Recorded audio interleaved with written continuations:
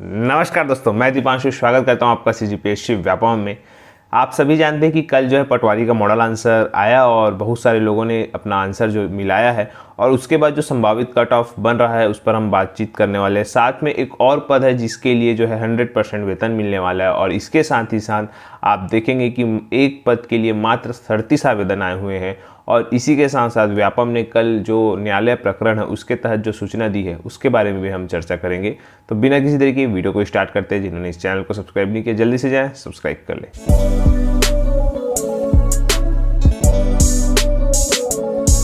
Start करने से पहले आप सभी को ये बताना चाहूँगा कि कल जो है पटवारी एग्ज़ाम का जो है मॉडल आंसर जारी हुआ और इस मॉडल आंसर में व्यापम ने एक जैसा कि कहा था उन्होंने कि नया पोर्टल लॉन्च करेंगे दावा आपत्ति का, तो उन्होंने नया पोर्टल भी लॉन्च किया और अब आप ऑफलाइन या बोलना चाहिए डाक के माध्यम से या बोलना चाहिए जो फॉर्मेट दिया गया है उस फॉर्मेट से दावा आपत्ति लगा सकते हैं या फिर आप जो ऑनलाइन पोर्टल दिया गया है व्यापम की वेबसाइट पे उससे आप जो है ऑनलाइन जो है अपना एप्लीकेशन दे सकते हैं या ऑनलाइन अपना दावा आपत्ति कर सकते हैं। इसके लिए आपको रजिस्ट्रेशन नंबर और आपका डेट ऑफ बर्थ ये सब लगेगा और उसके बाद आप आराम से जो लोग लगा रहे हैं वो लगा सकते हैं। अब रही बात कितने क्वेश्चनों पर दावा आपत्ति या व्यापम ने गलत उत्तर लिया है, लगभग 6 से 7 क्वेश्चनों पर जो है व्यापम ने अपना आंसर जो है गलत लिया है। तो इस पर आप दावा आपत्ति लगाएंगे तो कोई दिक्कत वाली बात नहीं है, चाहे वो गणित में क्वेश्चनों की बात हो या इंग्लिश के क्वेश्चन की बात हो या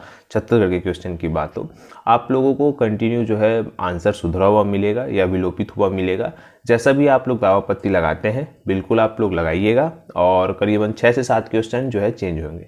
अब रही बात इसका, बहुत सारे लोगों से जब पूछा गया कि कितना आपका नंबर आ रहा है जो पीएससी में मेंस दे रहे हैं और बोलना चाहिए व्यापम में कई, उनके बताए अनुसार देखिए अब ये जो है पटवारी की खास बात ये है कि ये जिलेवार होता है। तो जिलेवार होने से पर्टिकुलर किसी जिले का टॉपर रहता है तो वो वहीं तक सीमित रह जाता है। तो इससे दूसरे अभ्यर्थियों को लाभ हो जाता है कि वो दूसरे जिले में आ जाता है जिससे कि दूसरे जिले का जो कट ऑफ है वो कम हो जाता है।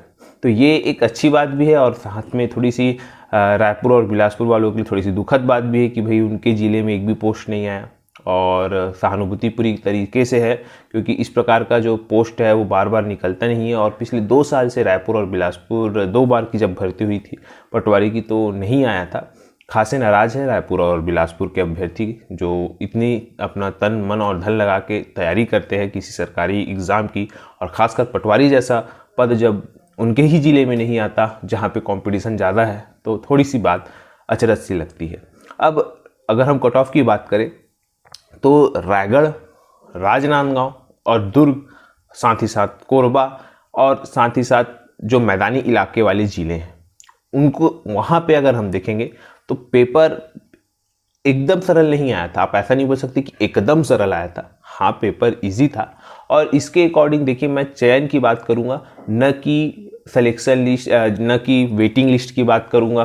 तो जो सिलेक्शन लिस्ट है चूँकि आप देखेंगे कि अधिकतर जिलों में 10 से मैक्सिमम 15 पोस्ट है। अधिकतर जिलों में टोटल 10-10 पोस्ट है और मैक्सिमम 15 ही पोस्ट है। रायगढ़ में सबसे ज़्यादा है, तो रायगढ़ में सबसे ज़्यादा पद भी है और सबसे ज़्यादा कट ऑफ वहीं जाएगा, याद रखिएगा।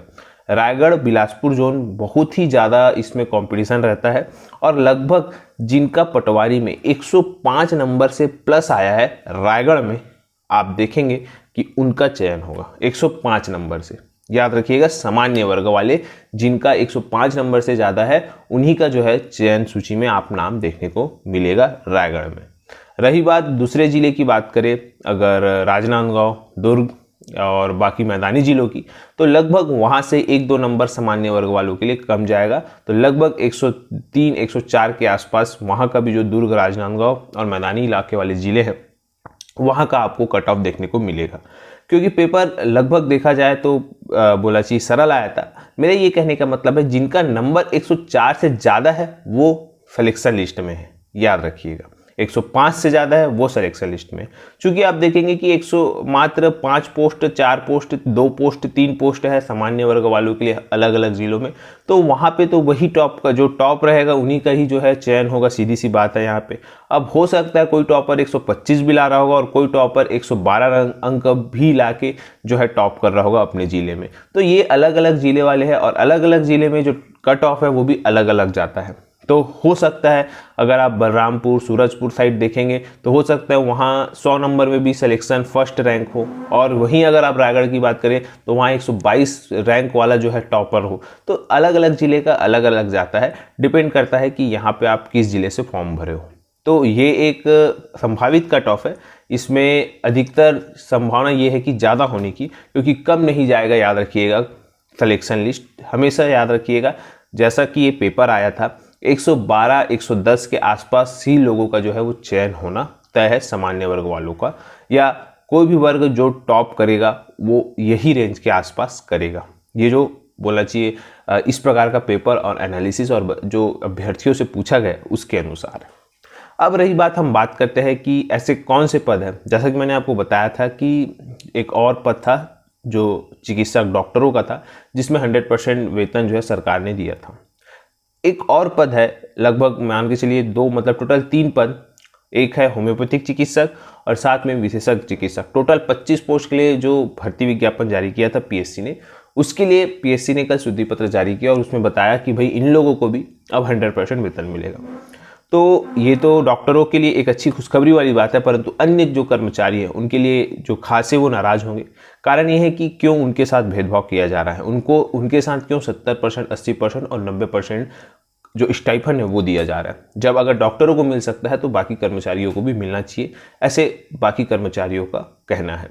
और जाहिर सी बात है, इससे कर्मचारियों में रोष है कि इस प्रकार का भेदभाव, वो भी राज्य के कर्मचारी है और ये भी राज्य के कर्मचारी है, तो राज्य के ही कर्मचारियों के साथ इतना भेदभाव क्यों। तो इस पर जो है जल्द फैसला होना चाहिए, और क्योंकि खासे नाराज है और कर्मचारियों में रोष है, नए कर्मचारियों में। अब हम बात करते हैं, जैसा कि मैंने आपको बताया था कि श्रम विभाग के द्वारा एक पद जो है भर्ती के लिए निकला था सहायक संचालक का। तो वहाँ पे आप देखेंगे कि मात्र 37 आवेदन है, और इस 37 आवेदन में अब जब सत्यापन होगा तो कितने लोग पात्र पाए जाएंगे और कितने लोग अपात्र पाए जाएंगे, और उसके बाद फिर उतने लोगों का इंटरव्यू होगा। तो देखिएगा, मैंने जैसा कहा है कि ये जो रहता है पद, इस प्रकार के पदों में आप जरूर फॉर्म भरिएगा, क्योंकि यहाँ पे कंपटीशन कम हो जाता है, एक बात। दूसरी बात, यहाँ पे आप लोग देखने वाली बात है कि जब 37 आवेदन आए हुए हैं तो हो सकता है बहुत सारे लोग इंटरव्यू देने नहीं जाते, किसी की तैयारी नहीं होती, कोई योग्य नहीं रहता, और आजकल ऐसा हो गया कि पीएससी और व्यापम में पैसा लगना नहीं है, तो इस वजह से लोग भी कहीं ना कहीं फॉर्म जो है डाल देते हैं और फिर बाद में एग्ज़ाम देने नहीं जाते, या सीधी सी बात है इंटरव्यू के लिए नहीं जाते। तो ये गोल्डन अपॉर्चुनिटी को आप मतलब चीज़ छोड़ा मत करिएगा, फॉर्म जरूर भरिएगा। तो ये यहाँ पे अच्छा है कि जिन्होंने फॉर्म भरा है कि एक पद के लिए मात्र 37 आवेदन आए हुए हैं, और वो जो है फैसला इंटरव्यू से हो जाएगा। उनका इंटरव्यू का भी जो डेट है वो बता दिया गया है, तो ये एक अच्छा सुनहरा है।